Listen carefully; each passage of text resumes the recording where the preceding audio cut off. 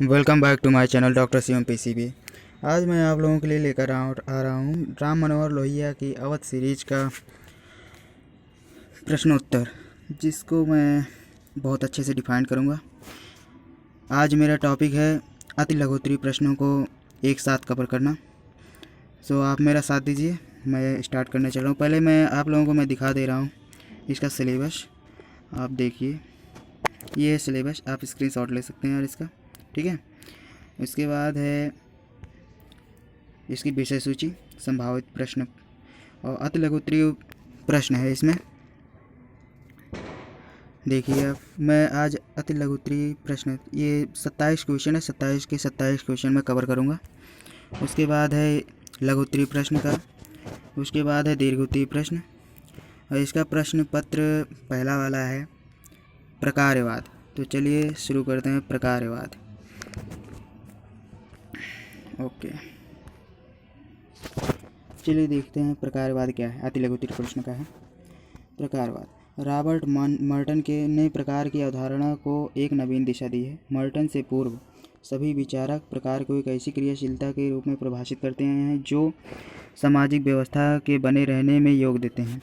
Professor Robert Merton के अनुसार प्रकार के गोचर परिणाम हैं जो किसी सामाजिक प्रणाली में अनुकूल करते हैं, किंतु सभी प्रकार हो सकते हैं जो सामाजिक प्रणाली में अनुकूलन के लिए अवरोध पैदा करेंगे।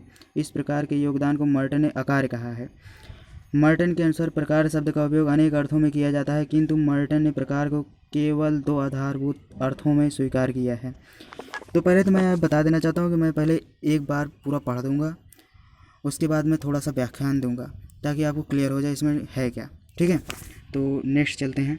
इसका भी थोड़ा सा आंसर है, नहीं हो चुका है, ठीक है, कोई बात नहीं।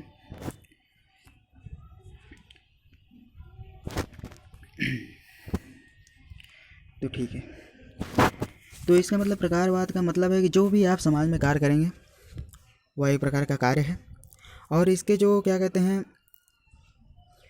इसमें जो व्यवधान डाले यानी बाधा डाले वह अकार्य हो जाता है। तो पहले तो आपको यहाँ पर याद रखना चाहिए प्रोफेसर रॉबर्ट मर्टन के अनुसार, इनको आप ध्यान में रखेंगे, ठीक है। इनको एकदम बहुत बढ़िया से, इन्हें मतलब राइटर को एकदम दिमाग में बैठा लेना चाहिए आपको, ठीक है। चलिए ठीक है, फिर नेक्स्ट क्वेश्चन स्टार्ट करते हैं हम। सेकंड क्वेश्चन है ज्ञान का समाजशास्त्र। ज्ञान का समाजशास्त्र की उन नवीन शाखाओं में है जो विकास तथा उसके अभिव्यक्ति के विभिन्न स्वरूपों से संबंधित है। सिद्धांततः ज्ञान का समाजशास्त्र ज्ञान तथा अस्तित्व के पारस्परिक संबंधों की विवेचना करता है। एक सिद्धांत के रूप में इसका विवेचन उन विधियों पर आधारित है जिनके अनुसार सामाजिक संबंध विचारों को प्रभावित करते हैं। ज्ञान का समाजशास्त्र यह बताता है यथार्थ किस प्रकार विचारों का निर्धारण करता है। मतलब अगर जो सत्य होगा वही बात को आगे बढ़ा सकता है, झूठ थोड़ी आगे बात को बढ़ा सकता है ना। तो समाजशास्त्र समाज का विज्ञान है, परंतु इसका अध्ययन मात्र इसी के द्वारा संभव नहीं है, इसलिए इसकी कई शाखाओं का विकास हुआ। ज्ञान समाजशास्त्र के संबंध में निम्न विद्वानों ने परिभाषाएं महत्वपूर्ण है। देखिए, कोजर तथा रीजर वर्ग के अनुसार, राइटर याद रहना चाहिए पहली बात तो। ज्ञान के समाजशास्त्र को व्यापक रूप से समाजशास्त्र की वह शाखा कहा जा सकता है जो कि समाज और विचार के मध्य संबंधों का अध्ययन करती है। चलिए और देखते हैं इसमें क्या है।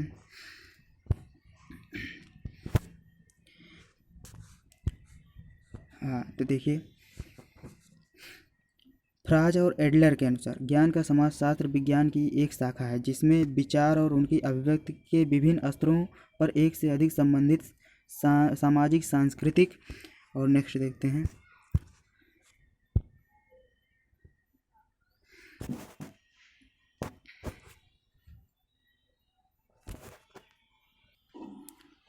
सामाजिक सांस्कृतिक कारकों का अध्ययन किया जाता है। मतलब फ्रांज एडलर के अनुसार कह रहे हैं कि ज्ञान का समाजशास्त्र विज्ञान की वह शाखा है जिसमें विचार और उसकी अभिव्यक्ति के विभिन्न स्तरों पर एक से अधिक सामाजिक सांस्कृतिक कारकों का अध्ययन किया जाता है। अब कोई आप विचार प्रकट करेंगे तो उस पर कई सारे तथ्य बनेंगे और उसमें विभिन्न स्तरों पर उसकी सीमाएं, उसकी मूल्यांकन होगा, तब जाके तब वो एक सांस्कृतिक कारक बनेगा, तब उसका मतलब आप उसको फॉलो करेंगे, सभी लोग उसको फॉलो करेंगे, ठीक है। अब मर्टन ने ज्ञान के समाजशास्त्र की परिभाषा देते हुए लिखा है, इसका मुख्यतः संबंध ज्ञान तथा समाज तथा संस्कृति में अंतः अस्तित्वीय कारकों के संबंधों से है। स्पोर्ट के अनुसार ज्ञान का समाजशास्त्र उस विधि से संबंधित है जिसमें विचारों की प्रणालियाँ, चाहे वे ज्ञानात्मक हो या मूल्यात्मक हो, दोनों सामाजिक तथ्यों से निर्धारित होती हैं। मैंने कहा ना कि जैसे कोई आप तथ्य दे रहे हैं, कोई विचार अपना प्रकट कर रहे हैं, तो उसका पहले ज्ञानात्मक अनुभव किया जाएगा, ज्ञानात्मक विचार मूल्यांकन किया जाएगा, फिर उसका मूल्यांकन होगा, मतलब वो किस दर्जे पर है, किस स्थान पर है, तब जाके उससे तथ्य निर्धारित किया जाएगा, तब जाके आप उसको संस्कृत में अपने ढाल सकते हैं, अपने समाज में उसे ला सकते हैं, ठीक है। तो उपर्युक्त परिभाषाओं से स्पष्ट है कि ज्ञान का समाजशास्त्र समाज तथा विचारों के पारस्परिक संबंधों की व्याख्या करता है। मतलब कह रहा है कि एक दूसरे से सभी रिलेटेड हैं। ज्ञान का समाजशास्त्र समाज तथा विचारों के पारस्परिक संबंधों की व्याख्या करता है। भाई आप कोई विचार देंगे तो वो समाज में उपस्थित लोगों के समाज में जो उपस्थित लोग होते हैं, बड़े बड़े या फिर कह सकते हैं जो समाजशास्त्री होते हैं, वो उन पर अपने विचार तर्क अपना व्यवस्थापित करेंगे। जब वो सटीक बैठेगा तभी तो आपका विचार वहाँ पर सिद्ध होगा, माना जाएगा, ठीक है। नेक्स्ट वीडियो पर चलते हैं। अपना हमारा दूसरा प्रश्न पत्र है, शायद तीसरा प्रश्न पत्र है। तो चलिए देखिए, प्रसंग समूह यानी संदर्भ समूह मनुष्य का व्यवहार दूसरे समूहों से किस प्रकार प्रभावित होता है और इस प्रकार व्यवहार को प्रभावित करने वाली प्रक्रिया कौन सी है, इसी का अध्ययन प्रसंग समूह सिद्धांत द्वारा किया जाता है। समाजशास्त्र में प्रसंग समूह व्यवहार के सिद्धांत का प्रतिपादन हेमन महोदय ने किया था, ठीक है। बाद में टर्नर, मर्टन तथा शेरिफ ने इस सिद्धांत को अधिक स्पष्ट रूप दिया, ठीक है। हेमन के अनुसार समाज में लोग विशिष्ट व्यक्तियों को आदर्श मानकर उनके व्यवहार का अनुकरण करने लगते हैं। इसे शेरिफ ने मनोवैज्ञानिक आधार पर प्रस्तुत किया है। शेरिफ के अनुसार व्यक्ति सामूहिक दंड को स्वीकार करता है। समूह से अभिप्राय व्यक्तियों के उस संगठन से है जो एक दूसरे के साथ सामाजिक संबंध रखते हैं। इसमें विभिन्न व्यक्ति स्थापित प्रतिमानों के अनुसार एक दूसरे के साथ चलिए ठीक है, एक दूसरे के साथ उतना ही है, एक दूसरे के साथ मतलब अपना संबंध स्थापित करते हैं, ठीक है। मतलब आप प्रसंग समूह या संदर्भ, जैसे आप जानते हैं ना, कोई मान लीजिए आप अपने क्लास का टॉपर है, अगर उसकी अच्छी आदतें हम जानते हैं तो उसी को फॉलो करने लगते हैं। उसी प्रकार हमारे समाज में भी होता है, हमारे एरिया में जैसे मान लो कोई पढ़ा लिखा है, ठीक है ना, हम उसको फॉलो करने लगते हैं, हम उसकी तरह बनने की कोशिश करते हैं, मतलब एक संदर्भ मान लेते हैं उसे, ठीक है ना, उसे अपना आदर्श मान लेते हैं। आप समझ सकते हो किसी को आदर्श मानना कैसे होता है। जैसे कि बहुत लोग क्रिकेट में महेंद्र सिंह धोनी को अपना आदर्श मानते हैं, ठीक है ना, गांधी जी को अपना आदर्श मानते हैं, उन्हीं के पदचिन्हों पर चलने की कोशिश करते हैं, ठीक है, उसी को प्रसंग समूह कहते हैं। चलिए ठीक है, हम अब चौथे प्रश्न पर चलते हैं। चौथा प्रश्न क्या है, धर्म से क्या तात्पर्य है। चलिए ठीक है। अच्छा, धर्म के बारे में क्या आपको पता है? धर्म एक ऐसा मतलब तथ्य है या फिर कहें कि संगठन है जिसमें व्यक्ति को एक सीमा के अंदर बांध दिया जाता है। मतलब जैसे कोई भी धर्म हो, चाहे कोई भी धर्म हो, चाहे 4 धर्म है ना हमारे, हिंदू मुस्लिम सिख ईसाई, तो हमारे उसमें जैसे हिंदू धर्म है, मुस्लिम धर्म है, ईसाई सिख में जो भी है, तो मतलब जैसे उसमें का कोई इंसान है या फिर व्यक्ति है, वह उस धर्म से परे कोई काम नहीं करेगा। वो कहेगा कि हमारा धर्म यही है, हम इसी के अंदर काम करेंगे, हम इससे बाहर नहीं जा सकते, ठीक है। तो चलिए हम पढ़ते हैं, धर्म से क्या तात्पर्य है। दुर्खीम ने धर्म को एक सामाजिक तथ्य माना है। उन्होंने अपने धर्म संबंधी विचार अपनी पुस्तक धार्मिक जीवन के प्रारंभिक रूप में व्यक्त किया है। दुर्खीम के अनुसार धर्म पवित्र वस्तुओं से संबंधित विश्वासों और व्यवहारों की संगठित व्यवस्था है तथा वे विश्वास और क्रियाएं उन लोगों को एक नैतिक समुदाय में बांधती हैं जो उनमें विश्वास करते हैं। दुर्खीम के अनुसार धर्म एक सामाजिक घटना या तथ्य है इसलिए इसकी उत्पत्ति का स्रोत समाज ही है। भाई धर्म से ही समाज बनता है, समाज से ही धर्म बनता है, ठीक है। ईश्वर समाज का मानवीकरण है और समाज स्वयं ईश्वर है, ठीक है। इसके नियम ही धार्मिक नियम है और धर्म का मुख्य कार्य समूह या समाज में एकता या अनुशासन बनाए रखना है जिससे सामाजिक जीवन सुचारू रूप से चलता है। मैंने कहा था ना, मतलब यह एक लिमिट में बांध देता है, एक सीमा के अंदर दायरे में कर देता है कि व्यक्ति आप इस धर्म के हैं तो आप इस धर्म के अलावा कोई और कार्य नहीं कर सकते। आप समझ में आ रहा है ना, ठीक है। तो चलिए ठीक है, प्रश्न पत्र 5 की स्टार्ट करते हैं। समाजशास्त्रीय सिद्धांत की विशेषताएं।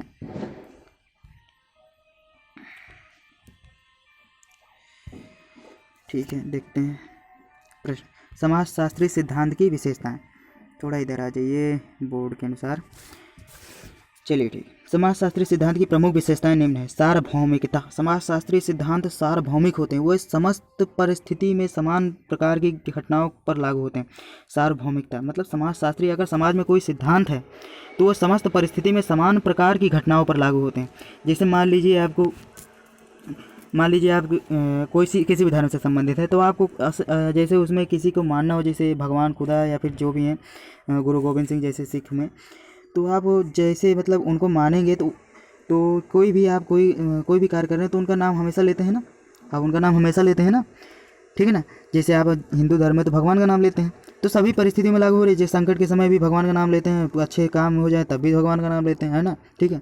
तो कोई भी काम हो, कोई हर परिस्थिति में लागू होता है, सार्वभौमिकता होती है उस धर्म समाजशास्त्री सिद्धांत या धर्म की, ठीक है ना। धर्म की बात इसमें नहीं हो, लेकिन समाजशास्त्री सिद्धांत तो है ना, धर्म भी समाजशास्त्र का ही सिद्धांत है, ठीक है। तो परीक्षणात्मक समाजशास्त्री सिद्धांत काल्पनिक नहीं है, तो वह अवलोकन से प्राप्त तथ्यों पर आधारित होते हैं। मैंने कहा ना, कोई भी सिद्धांत हो उस पर जो समाजशास्त्री होते हैं वो उस पर अवलोकन करते हैं, विचार करते हैं, तब उसको तथ्य के रूप में प्रकाशित करते हैं, सिद्धांत के रूप में उसको मतलब समाज में प्रयोग करते हैं कि हाँ ये सिद्धांत सही है कि नहीं, तब जाकर उसको समाज में लाते हैं ना, समाज में प्रत्यक्षीकरण करते हैं। अब वही प्रत्याख्यात्मक समाजशास्त्री सिद्धांत यथार्थवादी होते हैं, मतलब समाज में जो भी यार सिद्धांत होते हैं, कोई भी जैसे धर्म से रिलेटेड कोई भी धर्म हो या फिर कोई बात हो, मतलब कोई भी तथ्य हो, तो वह यथार्थवादी मतलब सत्य वही एकदम एग्जैक्ट होता है, ठीक है ना। जैसे मैं बता देता हूँ, जैसे आपने कोई कार्य किया, ठीक है, तो इसमें बताया गया समाज में कि आप 18 साल से ऊपर वोट नहीं दे सकते, तो क्या आप दे सकते हैं क्या? 17 साल के या 16 साल के तो वोट दे आ सकते हैं क्या? नहीं ना, सत्य है ना। तो इसका जब 18 साल के होते तो कोई आपको रोकेगा क्या? नहीं ना। तो ठीक है, तर्क संगत समाजशास्त्री सिद्धांत तर्क की कसौटी पर परखे जाते हैं। तो समाजशास्त्री जैसे कोई आपने सिद्धांत या कोई विचार प्रस्तुत किया, आपकी क्लास में एग्जाम्पल ले लेते हैं यार, जैसे आप इन्हें क्लास में कोई बात कही, ठीक है ना, तो मान लीजिए गुरुजी ने पूछा, सर ने पूछा कि आप ये बात बताओ, तो आपने कोई विचार प्रकट किया, तो छात्र भी सहमत होते हैं, कुछ नहीं सहमत होते, मतलब क्या आपके तर्क की कसौटी पर उससे परखे जाते हैं, मतलब अपने अपने विचार के अनुसार वो उस पर परखते हैं कि नहीं, ठीक है। मूल्य मुक्त समाजशास्त्री सिद्धांत मूल्यों से मुक्त होते हैं, इनमें क्या उचित है कि और क्या अनुचित है इसका वर्णन नहीं किया जाता। अच्छा, कोई सिद्धांत है क्या उस पर आप कोई चार्ज लगाते हैं क्या? कोई जैसे कोई आपने बताया 18 साल के हो गए, 18 साल से ऊपर आप वोट नहीं दे सकते, 18 साल से ऊपर आप वरिष्ठ नहीं हो सकते, आप किशोरावस्था में ही रहना चाहते हैं, तो सॉरी 18 एक ही एग्जांपल है, 18 वर्ष से ऊपर आप नीचे आप वोट नहीं दे सकते, तो क्या इसमें कोई मूल्य था क्या? आपने ये पढ़ा कि आपको कोई मूल्य चुकाना पड़ा? नहीं ना। तो आप 18 साल के हो जाएंगे, आप ना वोट दीजिए कोई, तब भी मूल्य नहीं चुकाना पड़ेगा, है ना। ठीक, चलिए ठीक है। वैज्ञानिक आधार समाजशास्त्री सिद्धांत का आधार वैज्ञानिक होता है, पूर्ण तरह से वैज्ञानिक होता है। कोई भी सिद्धांत आप दीजिए वो वैज्ञानिक होना चाहिए, मतलब उसका प्रयोग करेंगे, उसको सिद्धांत के रूप में अप्लाई करेंगे, उसको देखेंगे समाज, कोई आप विचार दीजिए तो उसको समाज में समाजशास्त्री जो होते हैं उसे अप्लाई करवाएंगे समाज में, हाँ ये लागू होता है या नहीं, वैज्ञानिक सिद्धांत हुआ ना। ठीक है, चलिए ठीक है, आपको समझ में आ गया होगा। प्रश्न नंबर 6, स्वप्न चिंतन, इसी में पढ़ते हैं, देखते हैं क्या है इसमें स्वप्न चिंतन में। स्वप्न चिंतन का आशय उन विचारों से जो वर्तमान में तो उत्पन्न होते हैं किंतु उनका संबंध भविष्य से होता है। अच्छा ठीक है, कार्ल मैनहीम के अनुसार स्वप्न चिंतन का आशय उस अभिलाषित स्वप्नों से है जो किसी ऐसे विरोधी समूह के सामूहिक कार्यों, चलिए ठीक है वहाँ पर पढ़ लेते हैं, सामूहिक कार्यों को प्रभावित करता है जो विद्यमान समाज को बदल देना चाहते हैं। इस प्रकार स्वप्न चिंतन का आशय उन विचारों से जो वर्तमान को स्वार्थित कर जाते हैं। अतः मस्तिष्क की उस स्थिति को हम काल्पनिक कहेंगे जो वर्तमान के अनुसार ही नहीं जिसमें कि उसका निवास होता है। इस प्रकार मानसिक दशा उन लक्ष्यों को प्राप्त करने के लिए उन्मुख होती है जो वर्तमान सामाजिक स्थिति में मौजूद नहीं रहते। अतः स्वप्न चिंतन में जिन आदर्शों का समावेश होता है उन्हें हम वर्तमान से प्राप्त नहीं कर सकते। इसका मतलब समझ रहे हैं आप? जैसे आप कोई स्वप्न देखें, ठीक है ना, कुछ तो मतलब जैसे स्वप्न देखते हैं, ठीक है, स्वप्न चिंतन, जैसे आपने कोई किसी काम पर कोई कार्य आपने मतलब कोई विचार प्रस्तुत किया आज दिन में, ठीक है ना, तो आप उस पर स्वप्न सोते सोते भी चिंतन करते रहेंगे। सपोज डेट, या मान लीजिए आप उस स्वप्न में भी आ गया कि आपने उसका स्वप्न में भी चिंतन करें, तो जो होगा आप वो तो भविष्य में होगा ना, मतलब कल होगा ना, आज थोड़ी हो जाएगी। आप स्वप्न देख रहे हैं तो भविष्य पर आधारित होता है स्वप्न चिंतन। इसका मतलब समझ में आप इसका मतलब कार्ल मैनहीम के अनुसार इंपॉर्टेंट है स्वप्न चिंतन, ये आ सकता है, बिल्कुल आएगा ही, 100% है, ठीक है ना। आप इसको तैयार रखिएगा कार्ल मैनहीम के अनुसार, ठीक है ना, स्वप्न चिंतन। चलिए ठीक है, आगे चलते हैं प्रश्न नंबर 7 पे।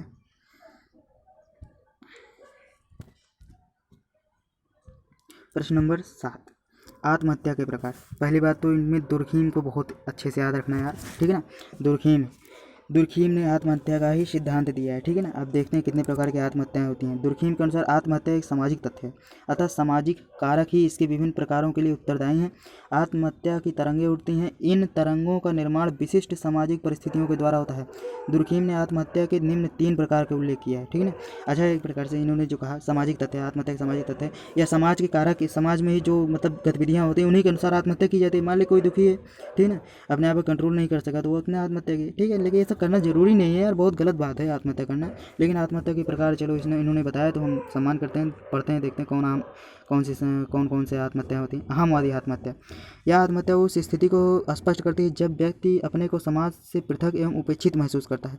एकांतवाद की स्थिति में वह व्यक्ति जीवन लीला समाप्त करने की सोचकर आत्महत्या कर लेता है। इसके मतलब क्या मतलब है कि जब व्यक्ति, आप समाज में हैं, ठीक है ना, जब आप अपने आप को अकेला महसूस करने लगते हैं, बिल्कुल अकेला, आप एकांतवादी हो जाते हैं, मतलब आपको कुछ अच्छा भी नहीं लगता है, तो कभी कभी ऐसा विचार भी आएगा कि हाँ चलो यार ख़त्म कर लेते हैं, हमारे समाज में कोई है ही नहीं, ठीक है ना, हम मर ही जाते हैं, तो ये सोचकर आत्महत्या कर लेते हैं। लेकिन यार बिल्कुल गलत बात है, ऐसा नहीं करना चाहिए। ठीक है यार, समझ में आ रहा है ना। बिल्कुल गलत बात है, ऐसी कुछ नहीं करना चाहिए। अंदर से हिम्मत रखो यार, सब चीज़, हर चीज़ को सहने की ताकत रखा करो, तब जाके होगा हर चीज़ ना। ठीक है ना, किसी के ऊपर नहीं कह रहा हूँ मैं, ये मेरा विचार नहीं है, ये दुर्खीम के अनुसार है। ठीक है ना, मैं बता रहा हूँ। लेकिन हाँ, ये सब करना नहीं चाहिए, मेरी राय है, ऐसा कुछ नहीं करना चाहिए।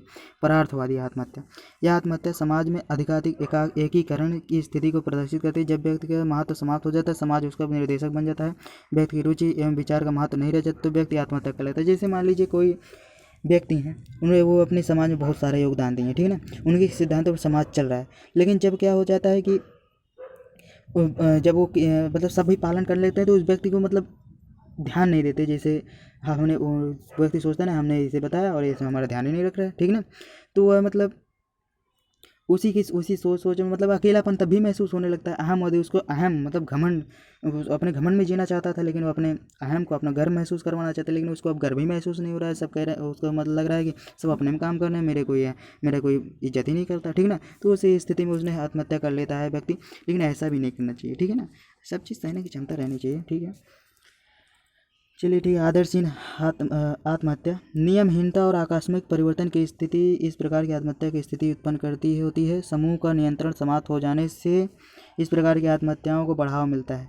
बताइए, नियमहीनता और आकस्मिक परिवर्तन, ठीक है ना, जैसे आप कोई समाज में होता है ना, बहुत आदर्श, मतलब जैसे कोई व्यक्ति होते हैं बहुत आदर्श होते हैं, हर नियम पर खड़े रहते हैं, हमेशा रेगुलर रहते हैं, हमेशा हर काम अपने टाइम पर करते हैं। लेकिन कुछ आदमी होते हैं वो कुछ तो नियम पालन करेंगे, फिर नियमहीन हो जाएंगे, फिर आकस्मिक परिवर्तन होगा, मतलब अचानक से परिवर्तन करेंगे अपनी लाइफ में, ठीक है ना, तो उनका दिमाग अपने दिमाग से नियंत्रण खो जाता है। इस स्थिति में वो अपने आप को आदर्श नहीं समझ पाते, इसलिए वो आत्महत्या कर लेते हैं। तो क्या बताइए, कैसा ही है क्या? नहीं करना चाहिए ना, बिल्कुल नहीं करना चाहिए यार, बिल्कुल घटिया बातें हैं यार ये सब। चलिए ठीक है। घातक आत्महत्या, इस प्रकार की आत्महत्या के लिए उत्तरदायी एक अत्यधिक नियंत्रण, आदर्शवादिता और कठोर नियम पालन आदि है, जिनसे तंग आकर व्यक्ति स्वतंत्र होने की इच्छा से आत्महत्या कर लेता है। देखो भैया, ये सबसे घातक आत्महत्या है। जैसे कोई कह रहा है कि जैसे एक व्यक्ति है, उसको कह रहा है कि आप ये समाज कह रहा है इस नियम के अनुसार आपको नहीं जाना है, ठीक है ना, बहुत कठोर नियम उसे पालन करवाए जाएं, या फिर कहे आपको इसके अनुसार नहीं चलना है, आपको ये नहीं करना है, वो नहीं करना है, मतलब कठोर नियम। उसको सुबह से लेकर शाम तक, सोने से लेकर उठने तक हमेशा मतलब कठोर दंड भी दिया जाता है, कठोर नियम का पालन करवाया जाता है, जिससे व्यक्ति तंग आकर अपनी जान दे देता है।